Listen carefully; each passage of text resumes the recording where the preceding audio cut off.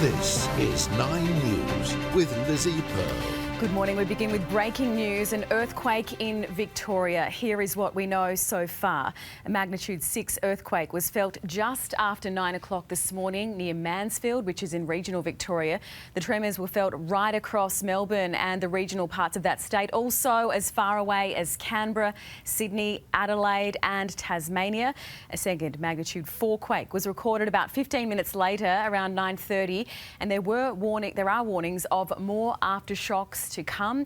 There is no tsunami threat at this stage, and this is the largest on-land earthquake recorded in Australia since 1997.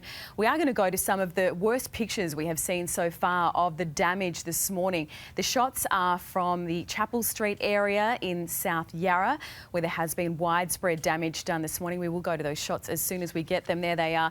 That is the Betty's Burgers restaurant there in South Yarra. That is a normally very busy area on Chapel Street. It would have been normally teeming with people out and about this morning were it not for the lockdown that Melbourne is in. So that is what we are seeing. That is where the most damage has been recorded so far this morning. As I said, that earthquake hit around 9:15 this morning. A second weaker tremor was felt at around 9:30 this morning. As I said, the epicentre of this earthquake this morning was in Mansfield in regional Victoria, and that is where we will take you now. Let's go to Alice Walker, who is a resident of Mansfield. Alice, you felt the tremor there this morning. Let us know what happened. Yeah, we sure did. We were just sort of tidying up the house and all of a sudden we heard a really loud noise. Sounded like an aeroplane to me. We thought maybe it was sort of coming towards us. It was pretty scary. We live right at the top of a hill. So, the house was shaking. We ran out to grab the kids and we had no idea what was going on. And Alice, any damage at your place? No, we've got no damage at all, which is good. My husband built our house, so we're pretty thrilled with his efforts, to give him a bit more credit. And so you felt the first quake. You felt the second one as well? What was the sort of distance between the two? For us, we just felt one really big quake. We haven't sort of felt any aftershocks or anything like that. Just one really big noise. And I guess the news would have spread pretty quickly around Mansfield. What have your friends and neighbours had to say? Yeah, well, we haven't gone into town yet. We've just had so many messages from friends and family checking in, making sure that we're all okay, which is really kind. Thank you. We'll go into town soon and see what it's like. Yeah, absolutely. Well, Alice Walker, thank you so much for your time this morning.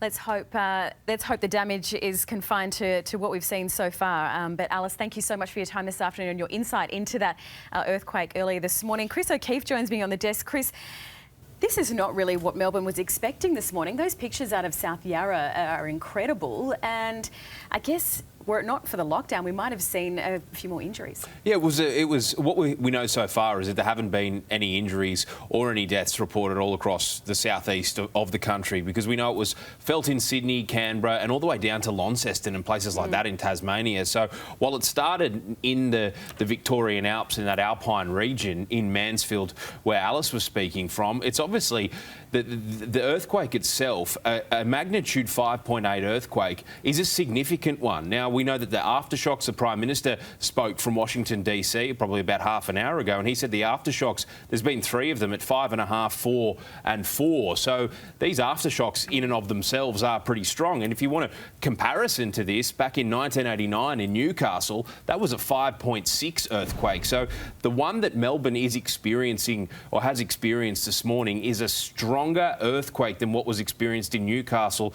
And that was one that left 13 people dead and caused $4.6 billion worth of damage. So we can expect to see, I think, across regional Victoria and parts of the southeast of the country, other issues with some structural damage to buildings, I'm sure. And I know that just in Sydney, Fire and Rescue New South Wales has been dispatched to suburbs at Alexandria, Dubbo, Merimbula. So we're looking at Hornsby and Manly too. So, you know, this has been felt all across the southeast of Australia.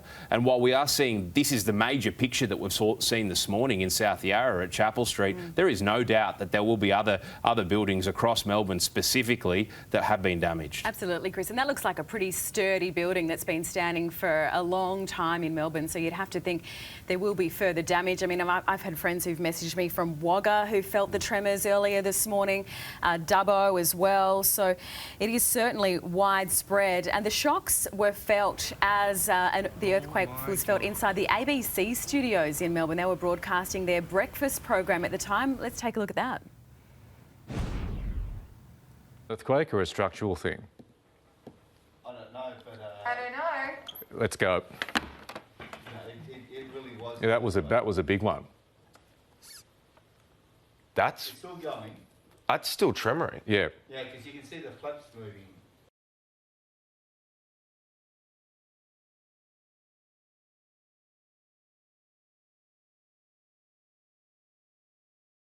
Yeah, so that was around 9:15 this morning, live as ABC Breakfast was on air. You can clearly see how rattled they were by that earthquake. It is a rare occurrence, Chris, that we do see earthquakes, particularly in the southeast of Australia. It's not known for its earthquakes, and particularly one of this magnitude. As we said, it is the strongest magnitude quake that has been recorded on the Australian mainland since 1997. A magnitude 5.8 quake. The epicentre around Mansfield, about 10 kilometres below the surface, and it does. Where the quakes do strike and how much damage they cause is widely determined by how deep they are, and that one at 10 kilometres deep is a relatively shallow quake. I guess the lucky thing is that Mansfield is in a regional part of the state, not a lot of buildings, pretty sparse population out there as well. Absolutely, and I think what you've seen around Melbourne, what we saw in the ABC studios was felt in the 3AW studios. Tony Jones, our colleague, was on air this morning, and he said he was saying on air he felt the desk shaking and the building shaking around him. I know Neri Tai, another one of our 9 News colleagues, posted something on social media that all the indoor plants in her apartment were shaking uncontrollably too. It's quite a frightening experience. I've never experienced it myself, but even you just look at what we saw in New Zealand a few years ago in Christchurch, and when you see pictures like this in Chapel Street, South Yarra, one of the most well-known parts of Melbourne. Anyone from all around Australia, if you visit Melbourne, you go to Chapel Street, and to see this building have collapsed the way it has and the damage that this earthquake has caused, it almost casts your mind back to those terrible scenes in Christchurch. And we're just hoping at this stage, because it's still sort of in the early periods as we see these pictures come in, that this is hopefully what the earthquake is confined to. The damage is confined to just this building, because we know that these things can cause a lot of damage and they can cause a lot of hurt.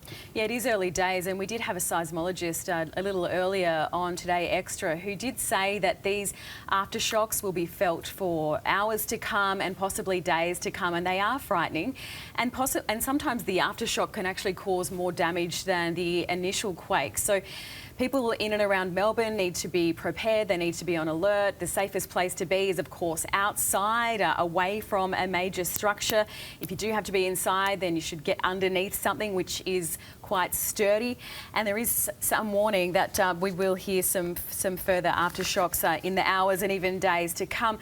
Let's go to Isabella Stashkovsky, who is on the ground there for us in South Yarra this morning. Isa, paint us a picture. What are you seeing? Good morning. Well, you can see behind us, we're in the laneway coming off Chapel Street. This is a big building here. It's an old double brick, and it, as you can see, has collapsed. The power lines are down. There are bricks everywhere, and the crews here are assessing the damage, trying to figure out what to do next and how many buildings in the area have been affected. I can tell you that no one was downstairs at the business Betty Burgers below, but someone was in the apartments above. Luckily, they got out just in time, and we're hearing reports that no one has been injured at this point. I can also tell you that further down the road. The Coles has been damaged, and I can tell you that also at least one regional hospital has been evacuated. But this morning, plenty of people did feel that tremor around 9:15 a.m. People are telling us that they felt their house is really shaking. Everyone's been texting each other, calling each other, making sure they're okay. And big crowds of locals have come out here to see the damage, to see what is occurring right now. We're going to bring in Ava and her mum, Kate. Ava, you felt the damage. Tell us, what did you feel? So I was crossing the road with my mum, and I was on my bike, and I popped my feet down, and I kind of felt like a shake underneath me, but I didn't think it was like an earthquake, because I just thought it was a little shake underneath my feet. So when, I guess, Mum might have told you it was an earthquake, what did you think?